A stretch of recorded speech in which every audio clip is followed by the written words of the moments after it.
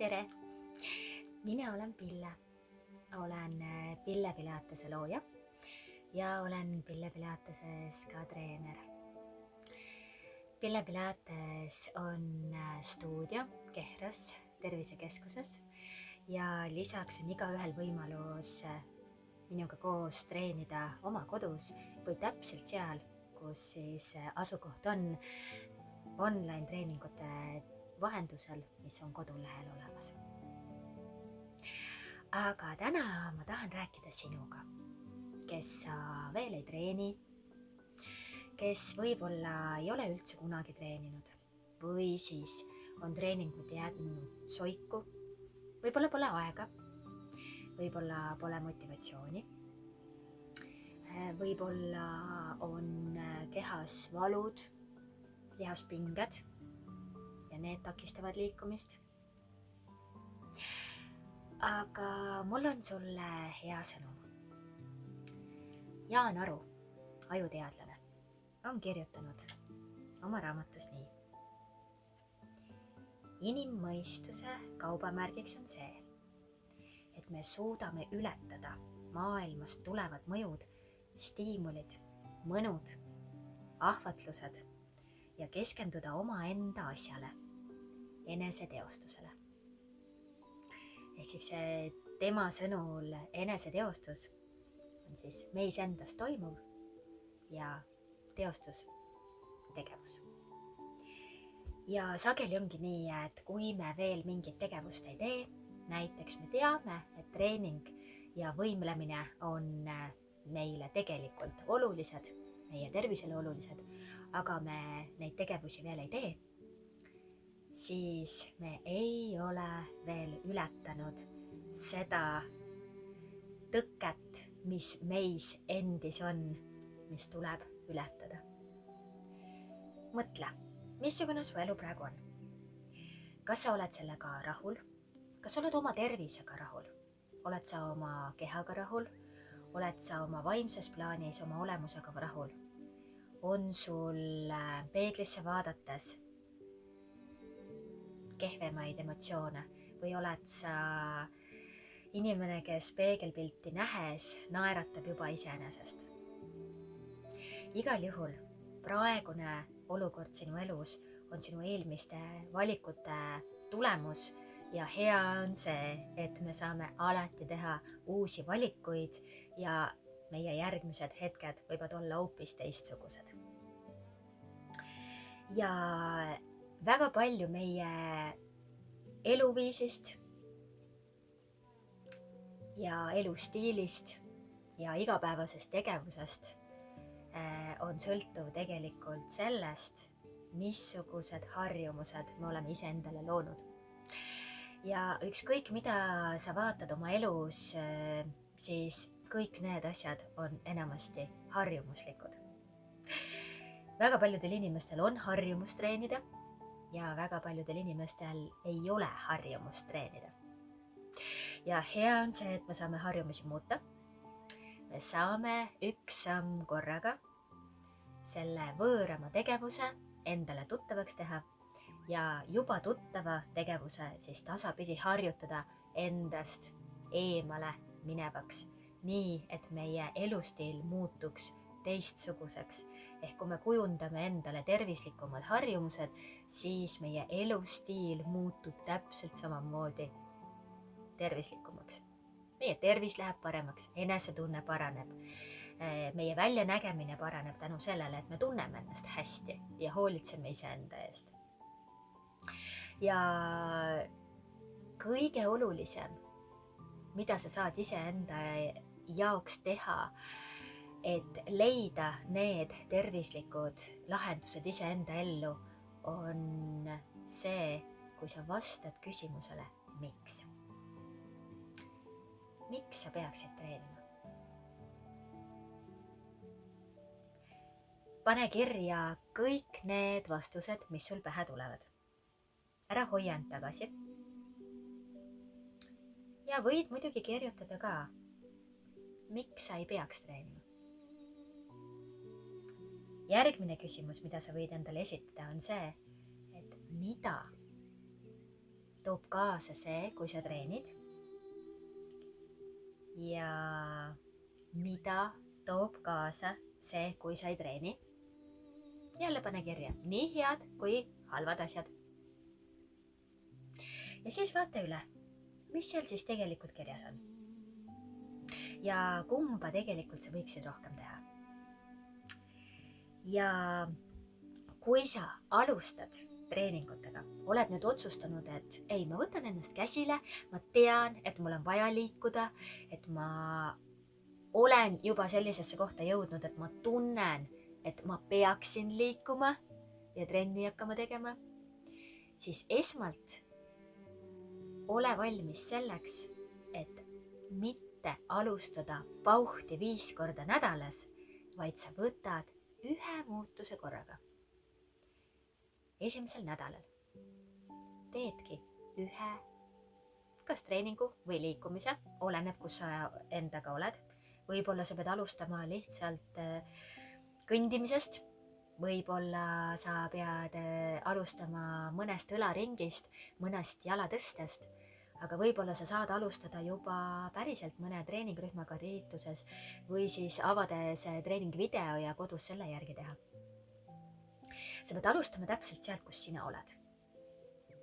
Ja kui vajad treenerit enda kõrvale, siis leia palun endale see treener, kes on piisavalt empaatiline ja on sulle täpselt see toetus ja kaaslane, kellega sa seda teekonda jagad. Kui sa alustad endale harjumatu koormusega, ehk siis hakkad liikuma rohkem, läheb treeningusse, siis ole valmis selleks, et sinu kehas tekib väsimus, võib-olla lihasvalud, lihaspinged ja kui sul enne olid juba lihaspinged ja lihasvalud, siis need võivad anda tunda palju rohkem. Siis tuleb endale anda taastumist, valida sobiv koormus ja ikka jätkata. Ja tuleb ennast sundida. Tuleb teha see otsus, et homme hommikul ma võimlen, ma lähen 15 minutit varem magama, et 15 minutit varem ärgata ja teha hommikuvõimlemine. Või siis sa otsustad mõnel teisel ajal päevast treeningu teha või minna jalutama. Ja sa jääd sellele kindlaks. Mis siis, et su peas hakkavad kõlama igasugused vabandused, miks sa sellel hetkel seda tegelikult teha ei saa ja mida kõike muud sa võiksid selle ajaga hoopis paremat teha. Mida rohkem sa harjutad iseennast sellele otsusele kindlaks jääma ja selle valitud ajal treeningut tegema, liikuma minema, siis sinu need närviühendused tugevnevad, mis just seda mustrit kinnitavad ja mida rohkem sa jääd iseendale kindlaks, seda rohkem need närviühendused tekivad, seda automaatsemaks nad muutuvad ja peagi sa avastad, et ei ole üldse raske treenima asuda või siis liikuma minna nii, nagu sa seda soovid. See on muutunud sinu sisemiseks vajaduseks. Ja nii see lähebki. Ja nii on see läinud väga paljudega, keda sa võib-olla kõrvalt vaatad, et temal on nii lihtne minna jooksma, temal on nii lihtne teha see treening. Ja ta ongi ju selline sportlane. Aga ka neil on saanud alguse see harjumus ja see elustiil esimesest sammust. Ka nemad pidid alguses ennast sundima ja leidma neid nippe, kuidas ennast motiveerida ja lõpuks sai see neile niisuguseks harjumuseks, et nad ei pea ennast sundima ja see sai nende elustiiliks. Kindlasti võid mõelda seda, et kui sul on mingi vigastus kehas, siis sa ei pea loobuma liikumisest.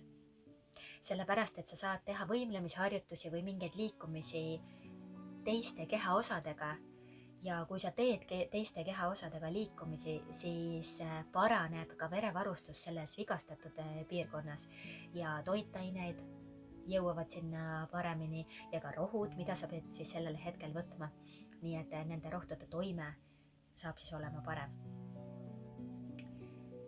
Ja ma soovitan sul iseenda peale mõelda, iseenda sisse vaadata, mis sulle sobib. Ja kui sa tõesti häbened, mõtled, et aga ma ei taha minna treeningrühma, ma tahaks natuke rohkem enesekindlam olla, ma ei tea isegi, mis seal tehakse ja võib-olla mul pole midagi selga panna, siis alusta kodus treenimisega. Pille Pilatese kodulehel on nii palju erineva iseloomuga treeninguid, on lühemaid, on pikemaid ja on täiesti algajatele, on juba edasi jõudnutele. Ja juhul, kui sa ei tea, missugust sealt valida, siis kirjuta mulle, helista mulle ja ma soovitan sulle. Ja kõik treenerid, ma olen kindel, tahavad aidata.